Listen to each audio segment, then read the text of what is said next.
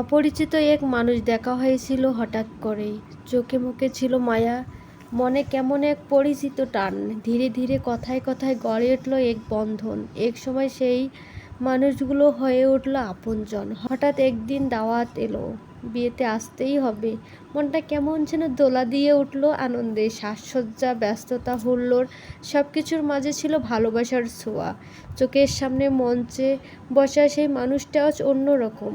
পাশে ছিল প্রিয় মানুষরা, আত্মীয় স্বজনরা, হাসি মুখে সবার ভিড়।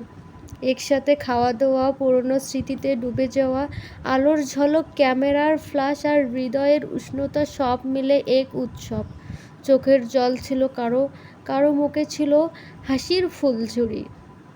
একদিন অপরিচিত ছিল যে আজ তার জীবনের সবচেয়ে বড় দিনে পাশে থাকা। এ যেন এক বিশেষ অনুভব যা শুধুই ভালোবাসা বোঝে। এটা শুধু একটি বিয়ে নয়, এটা ছিল সম্পর্কের এক নতুন রং। সেই রঙে মিশে গেছে বন্ধুত্ব, ভালোবাসা আর চিরন্তন স্মৃতি।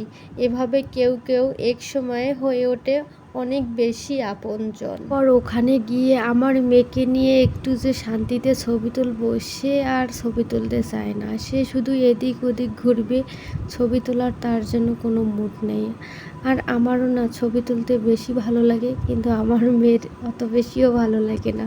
তাই আমি ওকে জোর করে টানতেছিলাম। তারপর বর আসার পর মুহূর্তে বদলে গেল বিয়ের মঞ্চের আবহাওয়া। সবাই ক্যামেরা হাতে বরকে ঘিরে ধরল যেন কোনো এক তারকা এসেছে। হাসি, হর্ষ, হুড়োহুড়ি, একটা দারুণ উত্তেজনা ছড়িয়ে পড়ল চারদিকে। কেউ সেলফি তুলছে, কেউ ভিডিও করছে, কেউ বা শুধু তাকিয়ে আছে। ছোট থেকে বড় সবাই বরকে এক ঝলক কাছ থেকে দেখতে চায়। বড় মাশাআল্লাহ অনেক সুন্দর ছিল। তারপর খেয়ে দিয়ে তো বরকে দেখে চলে আসে।